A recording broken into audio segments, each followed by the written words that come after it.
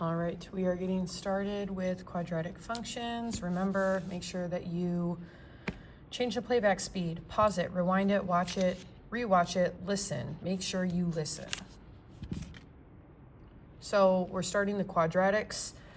Identify the vertex of the graph, tell whether it's a minimum or a maximum. The vertex on a parabola is the point where the graph seems to be changing direction, which is approximately here. It always cuts the parabola right down the middle. So this is the vertex, and if I named that specific point, it would be at 0, -1. Is this point the largest or the smallest point on this parabola? It is the top of this parabola, so it is a maximum value, and it exists at 0, -1. 82. A parabola has an axis of symmetry. A parabola always, sometimes, or never has an axis of symmetry. Always. Parabolas are symmetric, and the axis of symmetry is what cuts it right down the middle. So always. Which of the quadratic equations has the narrowest graph? Literally put all of these in your graphing calculator. And when you do this, 1/2 I put in as 1 divided by 2x squared. Then 2x squared plus 3x minus 9. And then 4 times x minus 3 squared plus 5. Now also, your graphing calculators are amazing. They are color coordinated. So I'm gonna say that this is my blue one, this is my red one, and this is my black one. And then also, I already know the answer before I graph these. So technically you don't need to graph them. You have to identify the A value in each one of these. So these first two are in standard form. The third one is in vertex form, but their A values are at the start. And their A values are going to be what determines how wide or narrow these graphs are. So I hit graph, there's the blue one, my first one, there's my red one, the second one, and then here's the black one up here. Which one appears to be the narrowest right now? If you said the black one, then you are correct. And that is because it has the largest number. Narrowest will be the one with the largest A value. And if we wanted the widest, which we do in the next one, we don't want the largest A value, we want the smallest A value. Which one of these has the smallest? So widest is going to be the smallest A value. And again, go ahead and clear these all out and put all of these in. I'm not going to because I know that it's going to be 0.6 because that's smaller than all of the other numbers.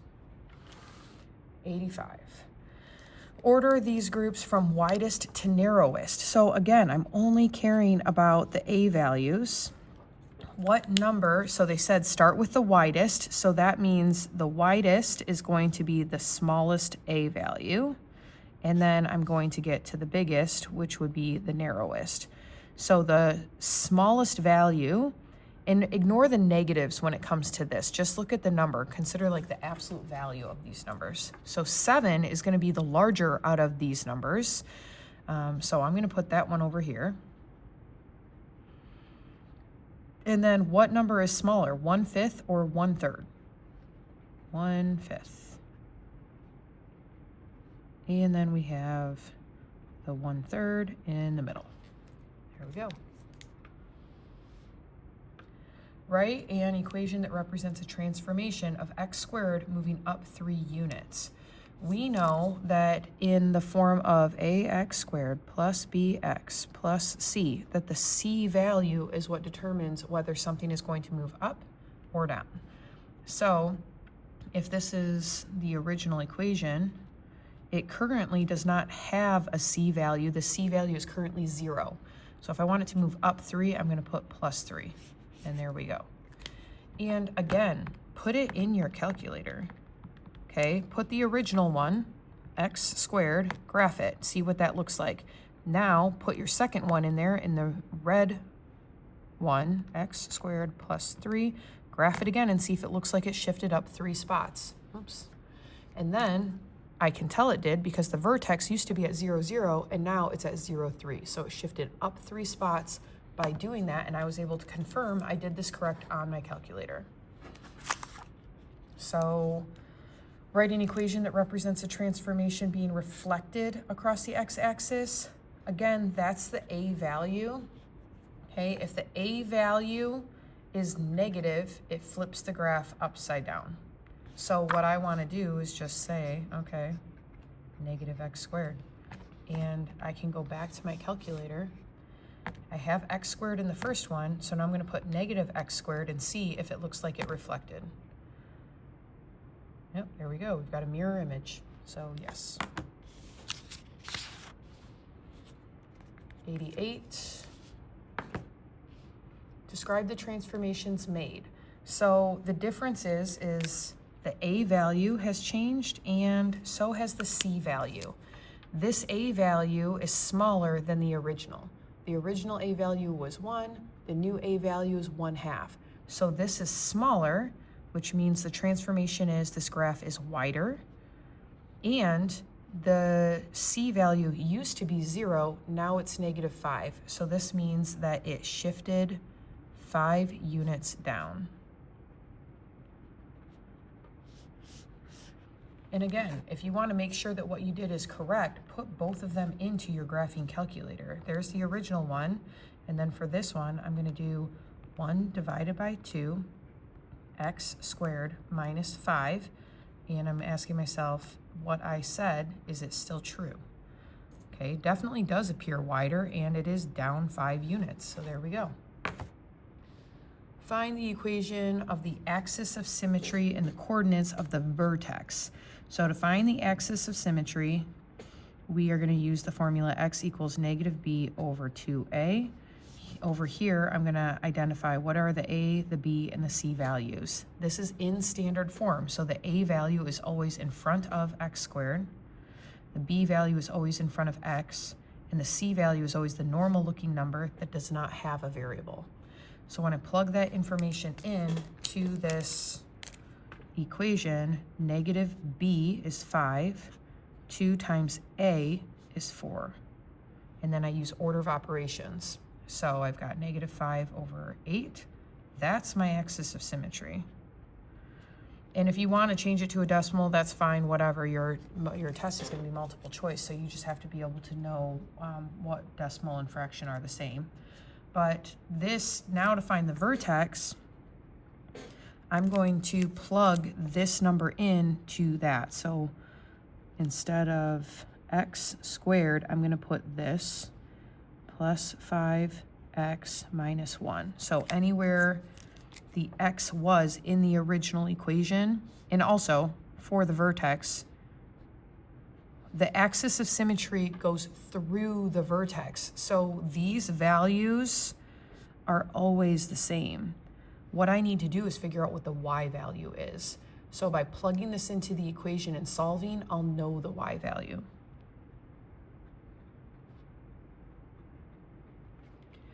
And then I can use my order of operations to finish solving this. When I square this, a negative times a negative turns that into a positive, so it becomes 4 times 25 over 64 plus, well, a positive times a negative, this is going to actually turn into a negative. 5 times 5 is 25 over 8 minus 1. This is going to be ugly. 4 times 25 is 100, so I'm coming down here because I'm running out of space. 4 times 25 is 100, so I've got 100 over 64 minus 25 over 8 minus 1. In order to subtract, add or subtract fractions, they need to have common denominators. And to do that, and again, I don't think that, don't stress out too much about like this piece. You can always turn them into decimals. But this one, it already is over 64, so to do this one, I'm going to multiply the top and the bottom by 8, and the top and the bottom by 64. And so that becomes 100 over 64 minus 25 times 8 is 200 over 64 minus 64 over 64. So when I do 100 minus 200 minus 64, I get negative 164. And so this is my y value, but I should try to simplify it. So if I divide both of these by 2, I get negative 82 over 32. Divide those by 2. I get negative 41 over 16, and I think 41's prime, so I think I'm finally done. Okay, a little bit ugly, but just remember that you can plug this stuff into your calculator. And much easier one here, find the axis of symmetry in the vertex. The vertex comes from these two numbers. This represents your x and your y, except we take the opposite of that number. So instead of -5, it's +5. The outside number is exactly as it is. So this is our vertex. And like I've said already on this video, this x value is the same thing as your axis of symmetry, because your axis of symmetry cuts right through your vertex, always. So that's why they share the same x's. Okay, 91. Identify the solutions. Solutions are where they cross the x-axis only. That's it. So here we've got 2 of them. One's at 1, one's at 3. So 1 and 3. Boom, done. 93. Identify the solutions. It's only where it crosses the x-axis. This one doesn't. There's no solutions. Boom, done. So same thing, the x, it's just where it crosses the x-axis. So identify the solutions. You can plot these points if you want on a graph, make a make-believe graph if you want. -1, +1, that's here. That's not the x-axis. That's not landing here. So no.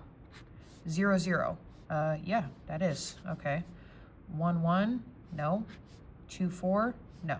So the only one that was a solution was 0. So you could say this, or you could say 0, 0.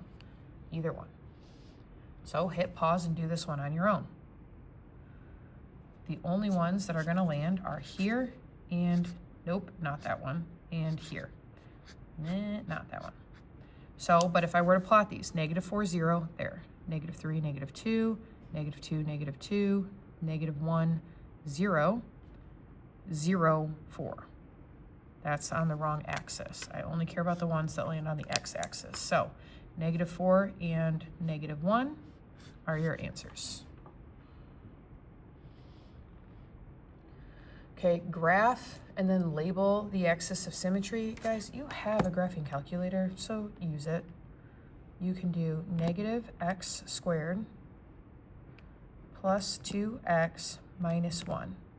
And then I can see what it looks like, but then I can also hit second table, this button over here in blue that says table, and it takes me, and I can use my up and down arrows to see the different parts of the table. So just plot these points that you're seeing.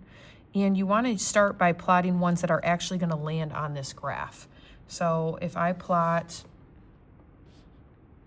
I'm going to plot this one I've highlighted, -1, -4, 0, -1, 2, -1, and let's see, 3, -4. Okay, but it says label the axis of symmetry in the vertex. I'm gonna go and do second calc, which I've taught you guys how to do. I can tell that this parabola is upside down. I'm just not entirely sure where that vertex is, but I know it's gonna be a maximum. So I'm gonna go down to maximum. Don't be afraid to pause this or re-watch it, because I'm going quick, I know. Left bound, move the cursor so that way it's on the left-hand side of that vertex, hit enter. Right bound, move the cursor so it's on the right-hand side of this vertex, hit enter. Guess, yes, hit enter one more time. And so this is telling me that my maximum point is at 0.99990, which means it's at 1, 0. So 1, 0, so it lands right there. Did I skip that on the table? I did. I totally skipped that one. That's why I couldn't find it. It was already there. Didn't need to do that. Okay, so this is my vertex, and it's here. And then it says label the axis of symmetry. Axis of symmetry is at x equals 1. There we go. Same thing, this one's a little bit easier because the vertex is the opposite of the inside and then the outside exactly as I see it. So here's my vertex, 1, 2. And because the A value is positive, I know it's going to open upwards. So I don't even really care about the rest because it's only telling me identify the vertex and the axis of symmetry. So here's my vertex at 1, 2, and then identify the axis of symmetry. Well, it goes right through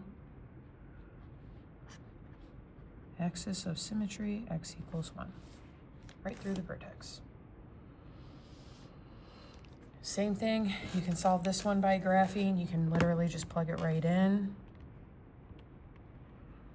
X squared minus 4, graph it. Okay, pretty simple. I'm gonna go to the table and I'm going to pick some of these numbers to choose. -2, 0, -1, -3, 0, -4, and then it's symmetric. And it says solve by graphing, which means I'm not done until I've identified the solutions, which are where they cross the x-axis. So this happened at x equals -2 and x equals +2. And that's where I'm going to end this one.